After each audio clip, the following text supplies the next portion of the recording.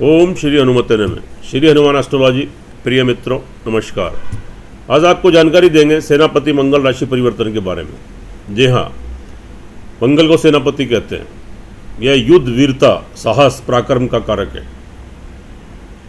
लड़ाई झगड़ा, अस्त्र शस्त्र, हथियार, अग्नि से संबंधित, भूमि से संबंधित, भूमिपुत्र है, और आपके भी पुत्र से संबंधित, संतान से संबंधित, सर्जिकल आइटम्स, सर्जन जो डॉक्टर्स होते हैं, जो चीरफाड़ ऑपरेशन करते हैं, इन सबसे सीधा सीधा मंगल का संबंध है। पुलिस, फौज, मिलिट्री, उच्च पदों की प्राप्ति, उसमें शासन करना, कमांड करना, यह सब मंगल के अंतर्गत आता है।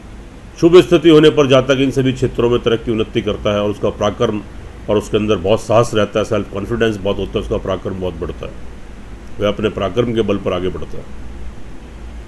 अशुभ स्थिति होने पर थोड़ा साहस और पराक्रम में थोड़ी कमी आती है, आत्मविश्वास में कमी आती है, और इन सब क्षेत्रों में थोड़ी कठिनाइयों का और परेशानियों का सामना करना पड़ता है, थोड़ा संघर्ष अधिक करना पड़ता है। तो बात करते हैं इनके राशि परिवर्तन की। अभी तक ये अपनी कन्या राशि में संचार कर रहे थे, लेकिन अब यह 22 अक्टूबर को तुला राशि में रात्रि 2:01 पर प्रवेश करेंगे। और आपकी राशियों के ऊपर आज की जो वीडियो है हमारी, वो 2 राशियों के ऊपर होगी। इस वीडियो में हम बताएंगे आपको मिथुन राशि और कर्क राशि वाले जातकों के ऊपर मंगल राशि परिवर्तन का क्या शुभाशुभ प्रभाव घटित होगा, यानी 22 अक्टूबर के बाद। और मित्रों, अगर आपको अपनी जन्म राशि नहीं मालूम है तो अपने प्रचलित नाम से इसको देख लीजिए, और अगर चैनल पर नए हैं तो इसको सब्सक्राइब कीजिए। मेरी आपसे विनती है, बेल आइकन बटन जरूर दबाएं। वीडियो अच्छी लगे कमेंट बॉक्स में जाएं, लिखें जय श्री राम, जय श्री हनुमान। बात करते हैं पहले मिथुन राशि। देखिए, मिथुन राशि वाले जातकों के ऊपर एक तो शनि की अष्टम ढैया चल रही है। आप ऑलरेडी वैसे ही मिथुन राशि वाले थोड़े डिस्टर्ब हैं। तो यहाँ पर जो मंगल का जो ट्रांजिट हुआ है वह आपके 5th हाउस में हुआ है, और ये आपके 6th हाउस के लॉर्ड है, और साथ में आपके 11th हाउस के लॉर्ड है। थोड़ी यहाँ पर स्वाभाविक है कि आपके शत्रुओं की वृद्धि हो सकती है। कोई शत्रु आपको नीचा दिखाने का प्रयास कर सकता है, वहाँ से आपको कोई परेशानी, कोई दिक्कत महसूस हो सकती है किसी शत्रु की तरफ से। कोई आपसे शत्रुता निभा सकता है, तो बहुत सावधान रहें, अलर्ट रहें। किसी के ऊपर बहुत ज़्यादा ट्रस्ट मत करें, धोखा भी आपको मिल सकता है। नौकरी में तरक्की उन्नति में बाधाएं आ सकती हैं, थोड़ी संघर्ष की स्थिति बनेगी, कोई कर्जे की स्थिति क्रिएट हो सकती है, कोई बीमारी की स्थिति क्रिएट हो सकती है, थोड़ा ध्यान देने की ज़रूरत है। उसके बाद ये लाभस्थान के लॉर्ड है, लेकिन ये वहाँ पर इनकी स्वग्रही दृष्टि पड़ रही है। लाभ की दृष्टि से अच्छी स्थिति रहेगी। अचानक से बड़े धन की प्राप्ति आपको हो सकती है। सोर्स ऑफ इनकम आपका बढ़ेगा, धन का आगमन, तो उसके स्रोत आपके बढ़ेंगे। और आपके बड़े भाई बहन, आपके मित्र वर्ग जो आपसे खासतौर से एज में बड़े हैं, उनसे लाभ, सहयोग, कोई फाइनेंशियली बेनिफिट भी आपको मिल सकता है। उसके बाद इनकी दृष्टि की बात कर लेते हैं। यहाँ से इनकी जो दृष्टि है, 4थी दृष्टि इनकी पड़ रही है 8th हाउस पर। कहीं से गुप्त धन की प्राप्ति, ब्लैक मनी की प्राप्ति यहाँ पर आपको हो सकती है। उसके बाद 7वीं दृष्टि का हमने बता दिया। 8वीं दृष्टि इनकी 1st हाउस पर पड़ रही है, और वहाँ पर जो स्थिति है, शारीरिक और मानसिक संतुलन ठीक रहेगा, लेकिन थोड़ी कंफ्यूजन की, इरिटेशन, फ्रस्ट्रेशन की स्थिति भी रहेगी। थोड़ा कार्य करने की शैली, कार्य करने की क्षमता, व्हील पावर थोड़ी आपकी वीक पड़ सकती है, और थोड़ी उत्तेजना की स्थिति, क्रोध की स्थिति, असमंजस की स्थिति, कंफ्यूजन की स्थिति, कोई डिसीजन लेने की पोजीशन नहीं, ये सब चीज़ें थोड़ी यहाँ पर क्रिएट हो सकती है। तो थोड़ा ध्यान देने की ज़रूरत है और थोड़ा उपाय करने की ज़रूरत है। देखिए मित्रों, यह फलादेश चंद्र राशि के ऊपर आधारित है। इसकी अपनी वैल्यू है, अपनी इंपॉर्टेंस है, लेकिन आपकी जन्म कुंडली का सर्वाधिक महत्व होता है। अगर आपकी जन्म कुंडली के अंदर किसी ग्रह की दशा अंतर्दशा आपके पक्ष में, आपके अनुकूल चल रही है, तो यहाँ मंगल के बहुत अशुभ प्रभाव आपको देखने को नहीं मिलेंगे। फिर आपको 70-80% तक आप तरक्की उन्नति करेंगे।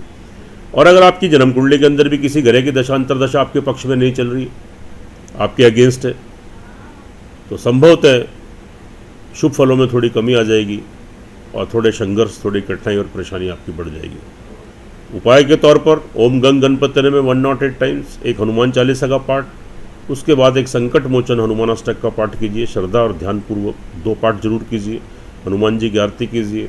मंगलवार को कोई गुड़ से बना प्रसाद या गुड़ चने का प्रसाद आप हनुमान जी को चढ़ाएं या लाल बूंदी का प्रसाद चढ़ाएं, और साथ में काली चींटियों को प्रतिदिन खिलाएं, पक्षियों को प्रतिदिन खिलाएं, तो थोड़े बहुत दुष्प्रभाव उनसे बचेंगे, आपको प्रोटेक्शन मिलेगा, सुरक्षा प्रदान होगी। अगली राशि है हमारी कर्क राशि। कर्क राशि में जो यहाँ पर मंगल का ट्रांजिट हुआ 3rd हाउस में, आपके 4th हाउस में हुआ है। 4th हाउस में होने का मतलब यह है कि थोड़ा भूमि मकान वाहन प्रॉपर्टी को लेकर आप कोई जल्दबाजी मत करें, क्योंकि जल्दबाजी में लिया गया कोई भी निर्णय यहाँ आपको किसी परेशानी में डाल सकता है। आपका पैसा फंस सकता है, अटक सकता है, कोई वाद विवाद की स्थिति उत्पन्न हो सकती है। बहुत जरूरी बनता है किसी मकान में प्रवेश करना, कोई मकान की डील करना, प्रॉपर्टी की डील करना, क्योंकि मंगल भूमि का भी कारक है, प्रॉपर्टी से भी रिलेशन है, वाहन से भी रिलेशन है। बहुत ज़रूरी बनता है तो शुभ तिथि शुभ मुहूर्त में बहुत धैर्य रखते हुए, संयम रखते हुए, सामने वाले के ऊपर कंप्लीट ट्रस्ट करते हुए शुभ तिथि और शुभ मुहूर्त में इस कार्य को करें, नहीं तो आपको लाभ की बजाय नुकसान हो सकता है। आपकी माता जी की हेल्थ डिस्टर्ब हो सकती है, उनसे कोई मतभेद आपके उभर सकते हैं। ऐसी स्थिति उत्पन्न मत होने दें, उनकी सेवा करें, उनका आशीर्वाद प्राप्त करें। घर में सुख संसाधनों में कमी आ सकती है, थोड़ी अशांति का माहौल घर के अंदर रह सकता है, तो थोड़ा धैर्य और संयम रखिए। लेकिन इनकी जो संपूर्ण दृष्टि है कैरियर के घर पर पड़ रही है, और ये कैरियर के ही घर के लॉर्ड भी है। संपूर्ण जो 7वीं दृष्टि है, तो कैरियर की दृष्टि से जो जातक कैरियर से रिलेटेड जुड़े हुए हैं, कोई भी कार्य करते हैं, आप नौकरी करते हैं, बिजनेस करते हैं, सेल्फ एम्प्लॉय हैं, कोई भी कार्य करते हैं, उनके लिए बहुत अच्छी स्थिति रहेगी। तरक्की उन्नति के अवसर मिलेंगे, स्थान परिवर्तन, व्यवसाय परिवर्तन, नौकरी परिवर्तन के अवसर प्राप्त होंगे। आप कीजिए, आपको लाभ मिलेगा, आप तरक्की उन्नति करेंगे। कोई चेंजेस करना है अपने व्यापार में, कोई विस्तार करना है उसका, या नौकरी में कोई परिवर्तन करना है, कोई स्थान परिवर्तन करना है, नौकरी परिवर्तन, व्यवसाय परिवर्तन आप कर सकते हैं। यहाँ पर आपको सफलता प्राप्त होगी। मंगल की स्वग्रही दृष्टि अपनी राशि पर पड़ रही है, यहाँ से आपको सपोर्ट मिलेगा, आप तरक्की उन्नति करेंगे। उसके बाद यह आपके 5th हाउस के लॉर्ड हैं। थोड़ा संतान को लेकर थोड़ी असमंजस की स्थिति, संतान से कुछ मतभेद, डिफरेंसेस, असहयोग, आपकी संतान की तरफ से कोई चिंता, परेशानी, टेंशन, उनका विवाह शादी का संबंध छूट सकता है। नौकरी, पढ़ाई या कार्य व्यवसाय बिजनेस में तो उनको थोड़ी प्रॉब्लम हो सकती है, जिस वजह से आप थोड़ी चिंता में आ जाएंगे। संतान की तरफ से थोड़ा सा आपको धैर्य संयम रखने की ज़रूरत पड़ेगी इस टाइम, और उनसे फ्रेंडली आपको रिलेशन मेंटेन करने पड़ेंगे। उनकी बात को सोचें समझें, उसके बाद कोई आर्ग्यूमेंट्स वगैरह करें, उनसे विचार विमर्श करें, थोड़ा धैर्य रखें, क्योंकि यह समय अस्थायी नहीं है। विद्यार्थी वर्ग के लिए भी थोड़ी इरिटेशन, फ्रस्ट्रेशन, कन्फ्यूज़न, कॉन्सेंट्रेशन में कमी, कोई कोर्स करना, एडमिशन करना, डिग्री, मास्टर डिग्री, तो वहाँ कन्फ्यूज़न की स्थिति रहेगी, और जो प्रयास आपको अधिक करेंगे और संभवतः है उसके फलों में थोड़ी कमी आ जाए। लेकिन आप प्रयासरत रहिए, अपना कार्य करते रहिए, अपनी मेहनत करते रहिए, जो कि यह समय अस्थायी नहीं है। थोड़े समय के बाद स्थिति फिर आपके पक्ष में बनेगी, आपके अनुकूल बनेगी। अब यहाँ पर यह आपके 6th हाउस के लॉर्ड हैं, सॉरी, ये आपके वजह आपके 5th हाउस के लॉर्ड हैं, तो जिसकी जानकारी हमने आपको दी। उसके बाद इनकी जो दृष्टि की बात करते हैं, तो इनकी जो 4थी दृष्टि है वह आपके 7वें भाव पर, दाम्पत्य जीवन पर पड़ रही है, और मंगल एक विवाह कारक ग्रह भी, और ऑलरेडी वहाँ पर शनिदेव शशयोग बनाकर बैठे हैं, और साथ में देवगुरु बृहस्पति भी नीच राजभंग योग बनाकर बैठे हैं, और मंगल की फिर 4थी दृष्टि, तो यानी सोने पर सुहागा।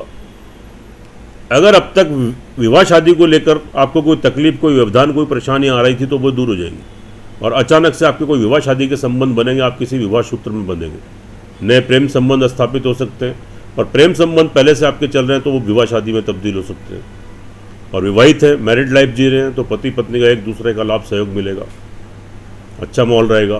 बिजनेसमैन है, व्यवसायी है, पार्टनरशिप में कोई कार्य करना चाहते हैं तो कीजिए, यहाँ आप सक्सेस गेन करेंगे, आप तरक्की उन्नति करेंगे। उसके बाद इनकी 7वीं दृष्टि के बारे में 8वीं दृष्टि इनकी आपकी 11th house source of income पर पड़ रही है, तो थोड़े मिश्रित फल रहेंगे, थोड़ी लाभ में रुकावट आएगी, लेकिन लाभ गेन भी करेंगे, बड़े धन की प्राप्ति भी हो सकती है, सोर्स ऑफ इनकम बढ़ेगा। लेकिन जो आपके बड़े भाई बहन हैं, आपके जो मित्र वर्ग हैं, जो आपसे एज में, उम्र में बड़े हैं, उनसे अपना तालमेल ठीक रखिए, थोड़े मतभेद उभर सकते हैं, तो थोड़ा संयम रखिए, धैर्य रखिए, उन संबंधों को खराब मत होने दें, क्योंकि यह समय अस्थायी नहीं है। आगे फिर स्थिति आपके पक्ष में आएगी, अनुकूल बनेगी। वैसे लाभ, तरक्की, उन्नति की यहाँ पर पूरी संभावना है, आप तरक्की उन्नति करेंगे। तो थोड़ा प्रॉपर्टी में कोई जल्दीबाजी आप मत करें, नहीं तो थोड़ा नुकसान आपको हो सकता है। तो प्रॉपर्टी या वाहन कोई लेना है तो वहाँ धैर्य संयम रखिए। देखिए मित्रों, यह फलादेश चंद्र राशि पर है, इसकी अपनी अहमियत, अपनी इंपॉर्टेंस होती है, लेकिन जो आपकी जन्म कुंडली, लग्न कुंडली होती है, उसका सर्वाधिक विशेष महत्व होता है।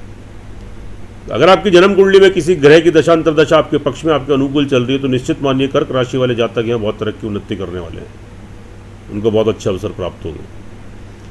और अगर आपकी जन्म कुंडली के अंदर किसी ग्रह की दशा अंतर्दशा आपके प्रतिकूल चल रही है, तो इसके जो शुभ परिणाम है उनमें थोड़े से फलों में कमी आ जाएगी, फिर इसका प्रतिशत फिर आपका 10-20% रह जाएगा। तो इसलिए एक बार अपनी जन्म कुंडली का भी विश्लेषण करा लें। जब दोनों चीज़ों का एनालिसिस होता है, दोनों चीज़ें टैली होती हैं, तो आपको 100% परिणाम देखने को मिलते हैं। उससे आप लाभान्वित भी होते हैं, आपका मार्गदर्शन होता है, और छोटे छोटे उपाय करने से घरों को दुष्प्रभाव से बचते हैं। उपाय की बात कर लेते हैं। तो यहाँ पर आप क्या कीजिए, ओम गंग गणपति में 108 बोलिए या 27 टाइम बोलिए, 27 बार या 108 बार। उसके बाद श्रद्धापूर्वक एक हनुमान चालीसा का पाठ कीजिए, और अंत में एक दोहा आता है, पवन तनय संकट हरण मंगल मूर्ति रूप राम लखन सीता सहित हृदय बसु सुरभूप। 2 लाइन जो लास्ट की होती है, 2 लाइन, उनको आप कम से कम 27 बार, अगर 108 बार नहीं बोल सकते तो 27 बार जरूर बोलिए। 27 बार बोलने में केवल 1.5 मिनट लगता है, 108 बार बोलने में 6 मिनट लगते हैं। और श्रद्धा विश्वास से हनुमान चालीसा का पाठ करें। लास्ट का जो दोहा है 2 लाइनों का, जो मैंने आपको बताया है अभी, उसको कम से कम 27 बार जरूर करें। 108 बार भी कर सकते हैं तो बहुत अच्छा है। बहुत सारी प्रॉब्लम आपकी सॉल्व होंगी, बहुत सारी डिस्टर्बेंसेस, या स्वयंभूत प्रयोग है, स्वयं सिद्ध प्रयोग है, इसको जरूर कीजिए। मंगलवार को वेजिटेरियन से रहें, प्योरिटी से रहें, और हनुमान जी का प्रसाद चढ़ाएं, या तो लाल बूंदी का या घर में गुड़ से बनाओ कुछ भी मीठा, और घर में सभी को वितरित करें, और हनुमान जी की शाम को आरती करें। काली चींटियों को प्रतिदिन खिलाएं और पक्षियों को प्रतिदिन खिलाएं। निश्चित रूप से जो थोड़े बहुत दुष्प्रभाव हैं उनसे बचेंगे, आप तरक्की उन्नति करेंगे। सुखी रहें, स्वस्थ रहें, हंसते रहें, मुस्कुराते रहें। जय श्री राम, जय श्री हनुमान।